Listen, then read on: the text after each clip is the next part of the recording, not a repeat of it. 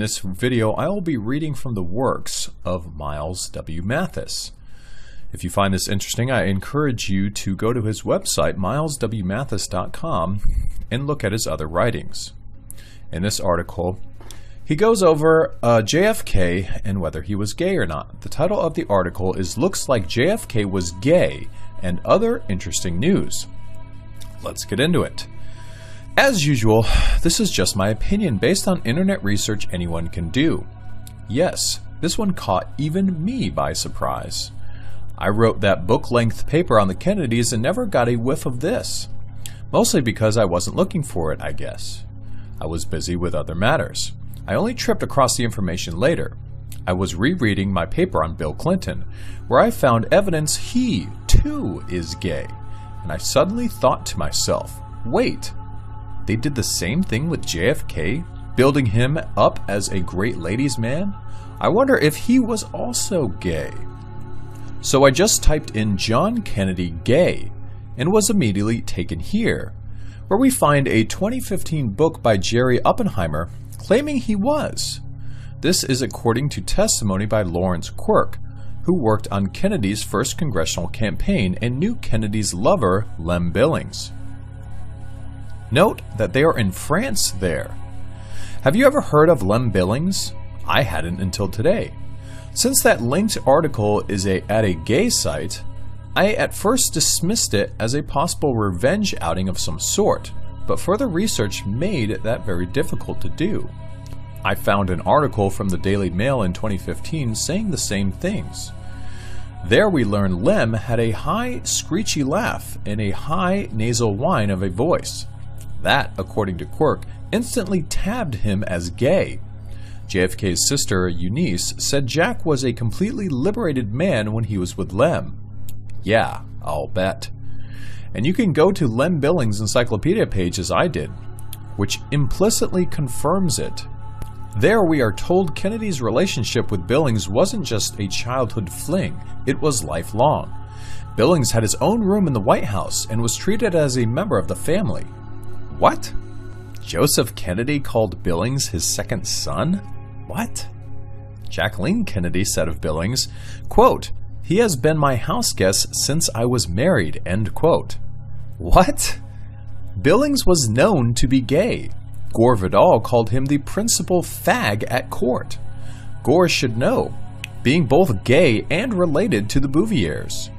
Billings said of Kennedy, quote, "Because of him, I was never lonely. He may be the reason I never got married," end quote. What? If you don't think that changes everything, I don't know what to say. They admit Jack had a flamboyantly gay best friend living with him for 3 years in the White House. For Pete's sake, how else could you read it? I mean, look at the photo under the title. The two guys are framed together. Would you have considered putting yourself in the same frame as your best friend in high school? Would you have considered writing "godlike" under your friend's name? Why not just put little hearts with arrows through them all around? What's wrong with that picture? We seem to be a girl short, don't we? We seem to have 3 couples, boy, girl, boy, boy. Oh boy. Several readers have written in to point out something I missed.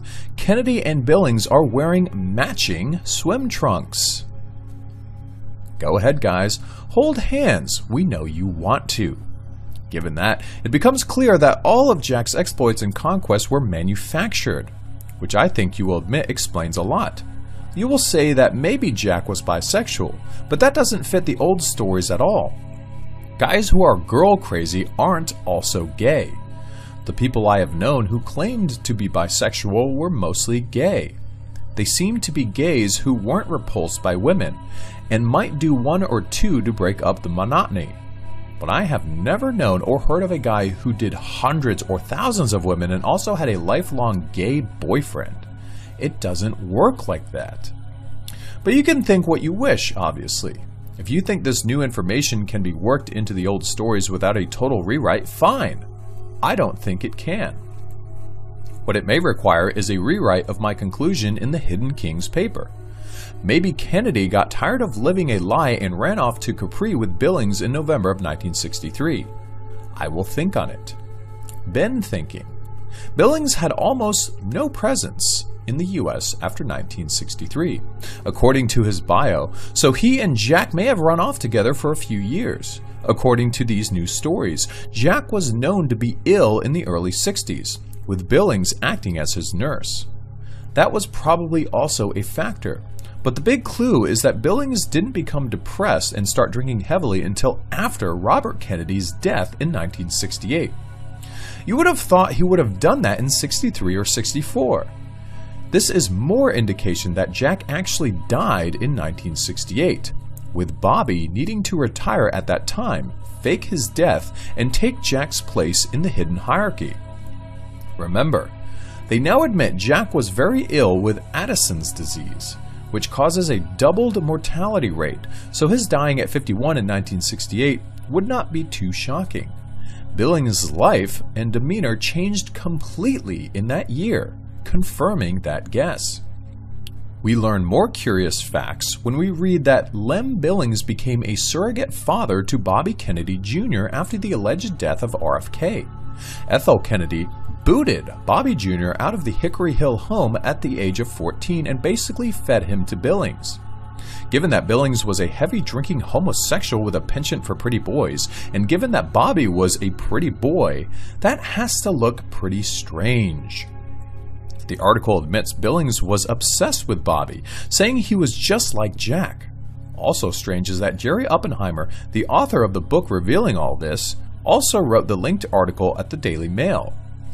It used to be a no-no for authors to write their own promotion in the major media, for obvious reasons. Also strange is his last name, Oppenheimer, since that is just another tentacle of the families, and a major one. This Bobby Kennedy story is another clue, confirming my previous guess in my long Kennedy paper that the current Kennedy family is partially manufactured, with actors hired to play some of the parts. To start with, these brothers and cousins look nothing alike, as I have noted before, and when young they are too good-looking to believe. Families, especially these old Jewish families, simply don't have this many model-quality people in them.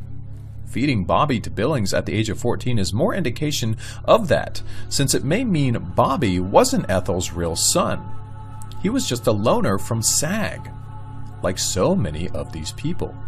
Some of them take on long-term roles, but others only sign on for the short term and have to be relocated later. That may be what some of the fake deaths are about. I now begin to suspect JFK Jr. is of that mold. JFK himself may be another. That would explain why he was inserted into so many old family photos. Billings' involvement in this is also curious, since it indicates he was more than we have been sold, even now. His genealogy confirms that, indicating he may have outranked the Kennedys. He certainly would have outranked these young actors. Wikipedia gives us solid proof of that, although most will miss it. Along with Sergeant Shriver, Billings was a trustee for the Kennedy Family Trust. Billings begins to look like some sort of handler or eyes on the ground for some faction. He may have been a mole from a competing faction or family, which this whole Oppenheimer story could confirm. It seems curious, doesn't it, that the mainstream would be blackwashing the Kennedys like this right now, and that an Oppenheimer would be doing it. To what end? I can't say, but it may be another sign of the conflict between major families we have been looking at. The major families nudging one another for power. I will continue to think on it. These discoveries about sexuality make a good sidelight, but I don't consider them important enough to feature. Normally, I tack them on, if they seem juicy and surprising enough, but I don't lead with them. What got me writing was doing Lem Billings' genealogy, which is just as juicy as anything else here. We'll start by going straight back in the ancestry of Kirk Lemoyne Billings, in one line, and see what we find. His mother's brother is listed as Kirk Lewis Lemoyne, so we already have that Lewis popping up. Billings' great-grandfather was Abraham Kirkpatrick Lewis, so we get 3 clues in one. We are now definitely connected to the Lewises, and are also connected to the Kirkpatricks. Abraham is also a hint, since it tells us we may be once again in the presence of the usual crypto-Jewish ruling families. Another step back and we find Shaylers and Coans, which adds fuel to that fire. Coan is a variant of Cohen. One more step back and we find Oldhams and Nevilles. This links us to the upper levels of the British peerage, as we have seen in recent papers. We also find many generals, as usual. See General John Oldman, for instance. Another step back and we find Colonel Joseph Ball of Epping Forest. We may remember him from George Washington's genealogy. He was George's grandfather, which means Lem Billing is very closely related to George Washington, something like a first cousin 5 times removed. On these pages, we also find the names Fox, Atherald, Carnegie, etc. But let's go back to the Lewis line. Is this the same line as C.S. Lewis and the other famous Lewises we have seen? Yep, because they are related to the Hughes, Willets, Townshends, Webbs, Greens, Reeds, Lloyds, Roberts, Parishes, etc. Through the names Townshend and Parish, we are again taken back to Salem, Massachusetts. The name Lemoyne is also in the peerage, although there are only 3 listings. However, even here we have a mystery, since an unknown Lemoyne is listed. If he is unknown, why list him? What we do have is a Sir James Lemoyne of Spencer Grange, son of unknown Lemoyne. But hold on to your seat, because the other listing is for Julia Lemoyne, who married, wait for it, Lieutenant Colonel Charles Lionel Kerwin Fitzgerald. 2 of his brothers married Hamiltons, and 1 married a Saunders. All that was on Billings' maternal side. On his paternal side, we find his father was also a Tremaine. But if we keep going back, we find that was a Fudge of Truman. These are the Trumans of New London, Connecticut, linking Billings to Harry S. Truman. The Billings were also Chesboroughs, Sheldons, Perrys, Albies, Jenks, Holbrooks, Pitts, Carpenters, and Eldridges. Note the last name, since Samuel Parris's wife, of the Salem witch trials, was an Eldridge. These are indeed the right Eldridges, since the Billings genealogy, we find them related to the Turners, the Morgans, the Starrs, and the Lathams. And indeed, we find Samuel Eldridge, father of Elizabeth Eldridge, in Billings' genealogy.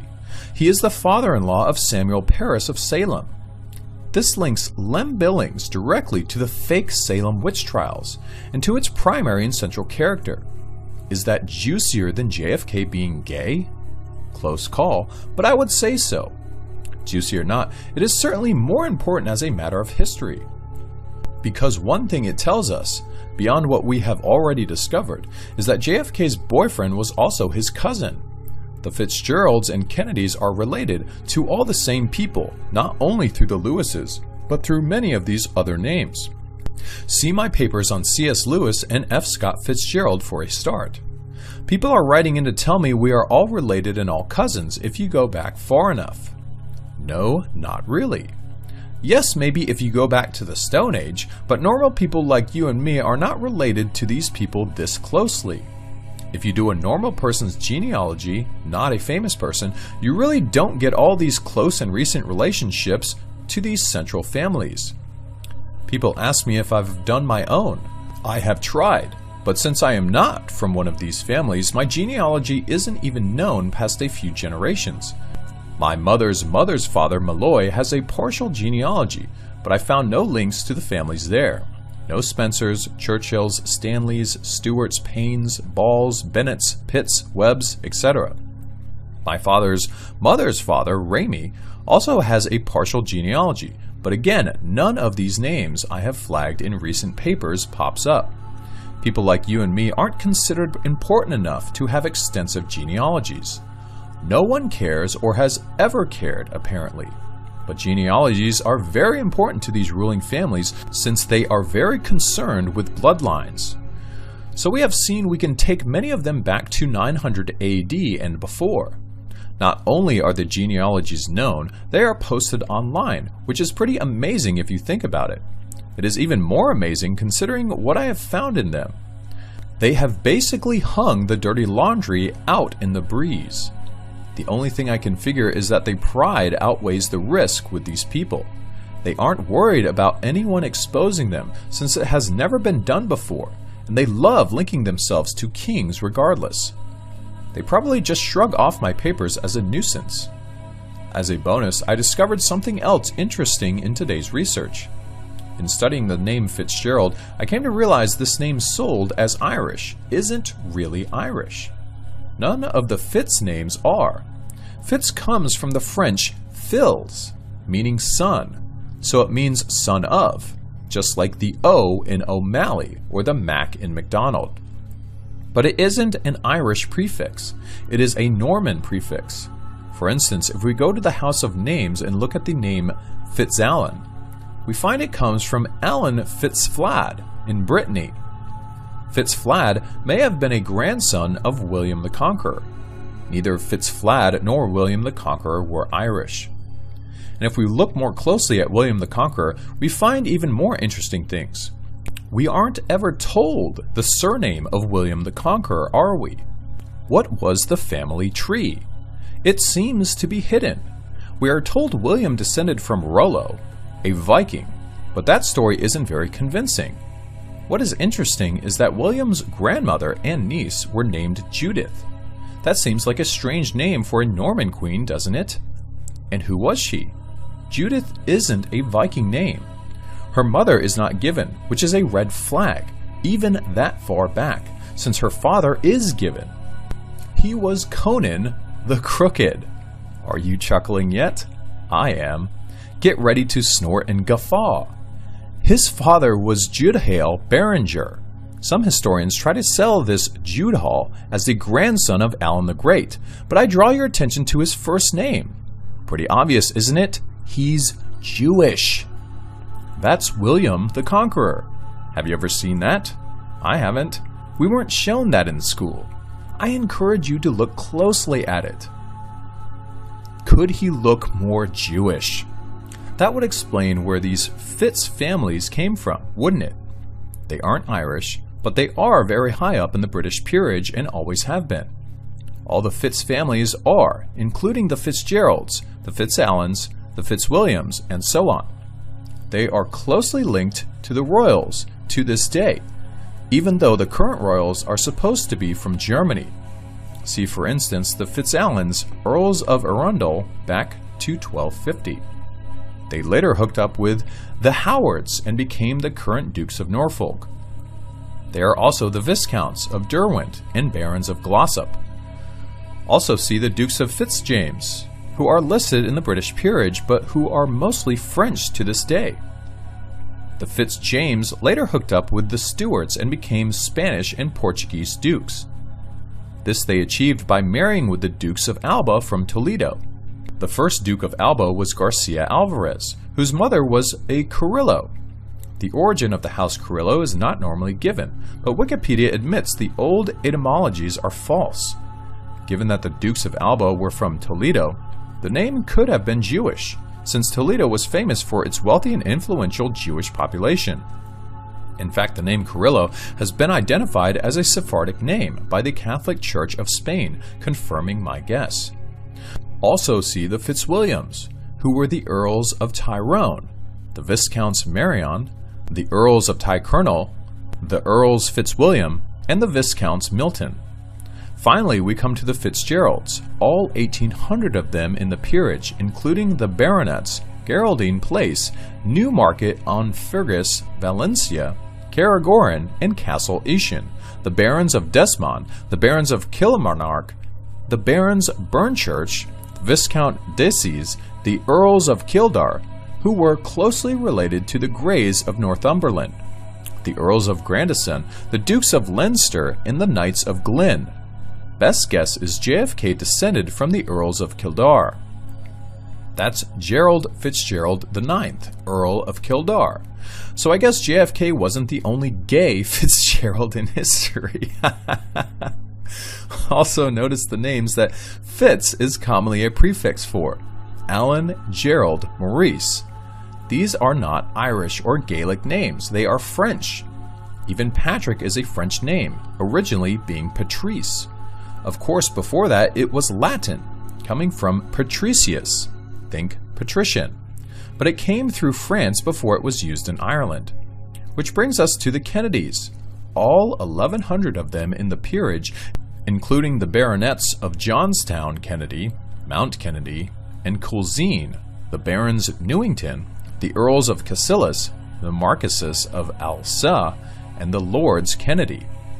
They are related to everyone in the peerage, including the De Veres, Monktons, Robinsons, Hamiltons, Jacksons, Hughes, Grants, Ears, Peels, Kings, Bennets, Crawfords, Moores, Montgomerys, Crickons, Scotts, Lewises, Egertons, Clarks, Stanleys, Weldons, Lloyds, Hockleys, Newtons, Pagets, McCartneys, Seymours, Pitts, Gordons, Lyons, Hepburns, Blairs, Stewarts, Levinson Gowers, Lindsays, Taylor, Perrys, Green, Foxes, Watts, Grays, Livingstons, Wallaces, and Higginsons.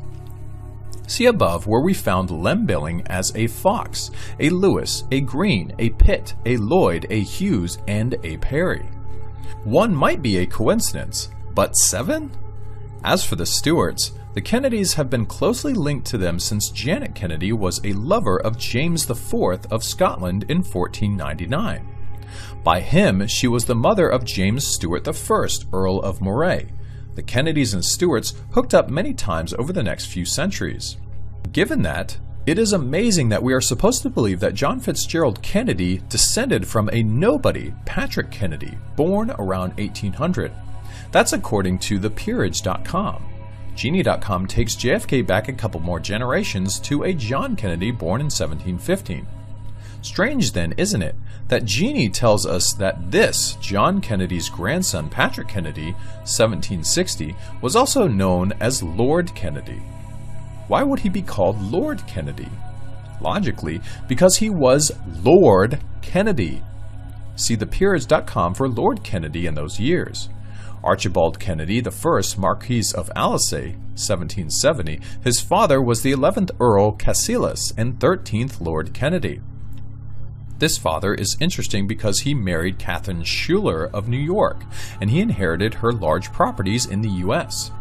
Catherine was the daughter of Peter Schuyler and Hester Walter. Both those names may be Jewish, so let's search on them. Wikipedia tries to pass off the Schuylers as Dutch, but doesn't do a very good job. See where they admit the first Pieter van Schuyler married a Gertrude Phillips in the 1600s.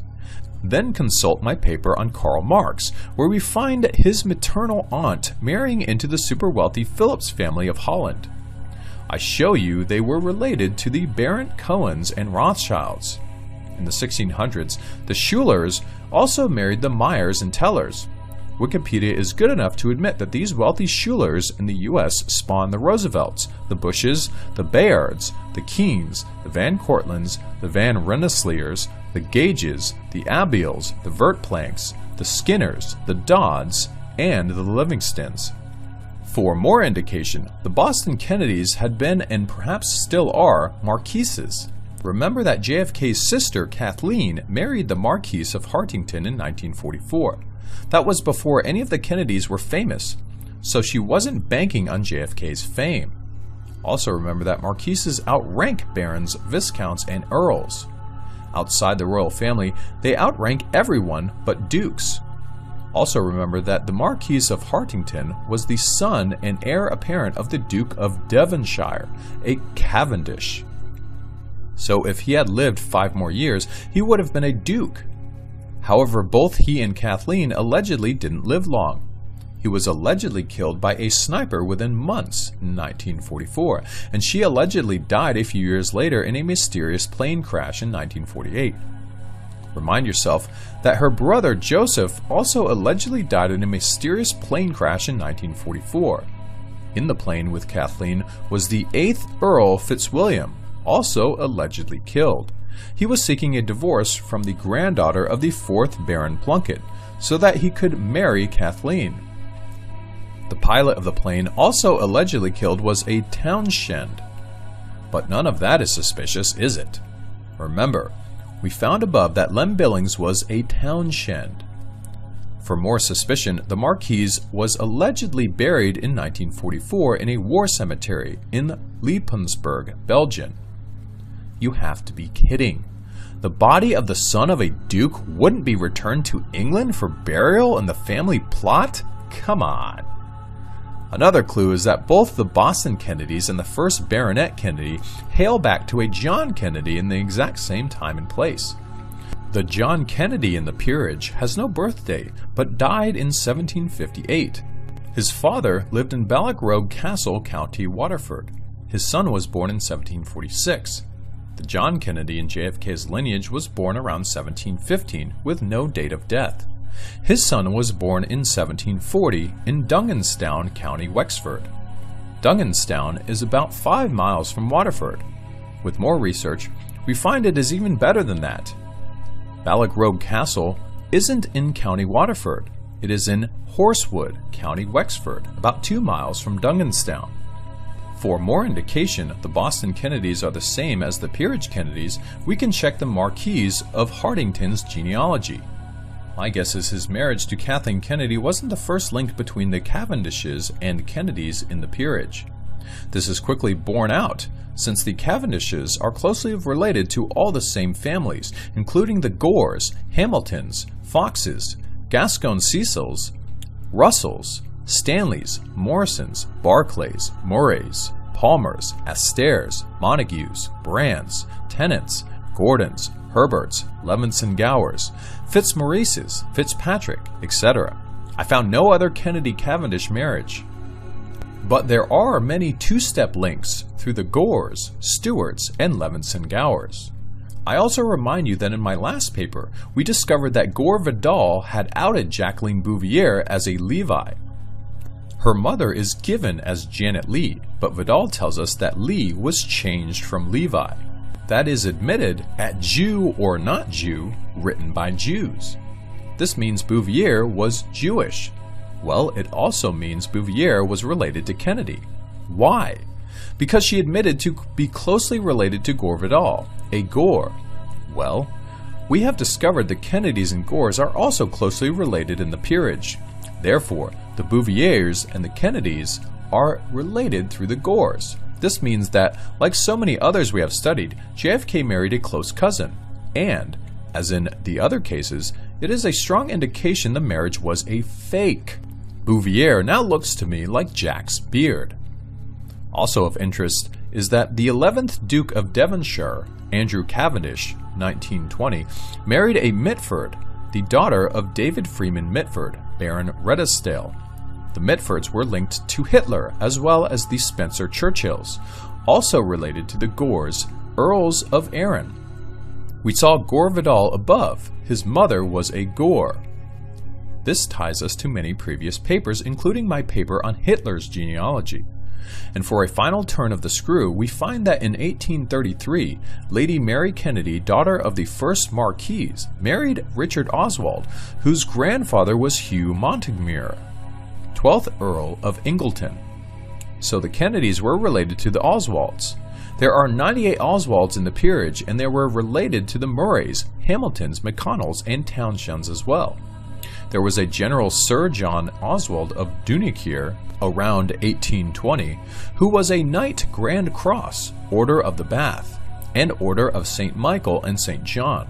His daughter married John Drummond, 8th of Meganch, whose grandfather was John Murray, 4th Duke of Athol. I guess you know what this means. My guess is Lee Harvey Oswald was actually related to JFK. This matches what we found in the MLK fake assassination and the Lincoln fake assassination, where the alleged assassins were closely related to the alleged victims. They keep these events in the family. Do we have any confirmation of that from Lee Harvey Oswald's genealogy? Amazingly, yes. Remember, we found James Earl Ray's genealogy went back to a king of England, so they leave the clues hiding in plain sight. Oswald's great-great-grandfather's sister married a Stuart. This was Brigadier General Daniel Stuart, whose great-grandmother was named Jerusha. These pages at Genie are managed by a Peter Schlosser, which I also take as a clue. At this juncture in his pages, Oswald is also related to prominent Carters in Georgia, which may link him to Jimmy Carter. In fact, Oswald is related to Brigadier General John Carpenter, whose mother was a carpenter. John Carter's mother-in-law was Anne Carter Oswald, and Anne's brother was Isaiah Carter. Isaiah's wife is given as Sarah Red. That's a clue, because in Jimmy Carter's genealogy, his great-great-grandmother was Anne Carter, and Anne's sister Mary married a Samuel Reddish. Reddish. Coincidence? I very much doubt it, given that these Reddishes are scrubbed. Samuel is given a father named Hiram, but that is it. The Reddishes are also scrubbed forward, having no children of that name. Convenient. The Reds are also completely scrubbed. Oswald's Carters also conveniently fail at this point. However, you may be interested to know that Jimmy Carter was also a Pratt, a Champion, a Morris, a Fleming, a Lindsay, a Cohen, a Walker, and a Stewart. Which brings us back to Oswald. You will remember Oswald also had Stewarts in his line. Jimmy Carter's Stewarts are found when James Carter married Eleanor Duckworth. Her mother was a Ramsay, and her mother was Ebenezer Stewart of Essex, Massachusetts, in Salem. Since the Carpenters are also related to these families, we have a third link between Jimmy Carter and Lee Harvey Oswald. The names Stewart, Carpenter, and Red/Reddish. Even with these scrubbed pages, we can still tell Oswald and Carter were related. But let's pause on the name Carpenter for another sec. Who else was a carpenter? Oh yeah, Lem Billings was a carpenter. Also strange, isn't it, that Jimmy Carter shares two names with James Earl Ray. James Earl Carter. James Earl Ray. Well, it gets better. James Earl Carter's grandfather, William Carter, had a sister named Eliza Ann, and she married Neil Ray in about 1880. He is scrubbed, but this could still have been in Georgia. James Earl Ray's genealogy swells after going back several generations, but in the 1800s it is very slight. In that time we are given no locations, no siblings, and very few wives. I wonder why. Why would they know a lot about Ray's genealogy before 1800, but nothing from 1800 to 1900? I suggest it is because they are scrubbing an obvious link between Ray and Carter. I found it impossible to link Oswald's Stewarts to the Kennedy's Stewarts at Genie, but if we switch to GenieNet, we find more interesting facts. Oswald's great-grandfather Thomas Hepford Oswald married Ann Turner Saunders. We saw the name Saunders above linked to the Lemoynes and Fitzgeralds. Turner and Saunders are two prominent names from the peerage we have seen in many recent papers. Tim Dowling scrubs Ann Turner Saunders, which is a clue, but he has more information on our Daniel Stewart. They scrub him backwards, so we can't link him to the Kennedys in that direction, but they don't scrub him forwards. We find his daughter Martha Stewart married a Major Bullock, and their daughter Martha Bullock married a Theodore Roosevelt. Not the Theodore Roosevelt, mind you, but hang on. Their son was the President, Theodore Roosevelt. So JenieNet admits Lee Harvey Oswald was closely related to both Presidents Roosevelt. It looks like they were third cousins, once and twice removed. They never tell you that, do they? Actually, I googled it, and FamousSkin.com does admit it, confirming my math as well.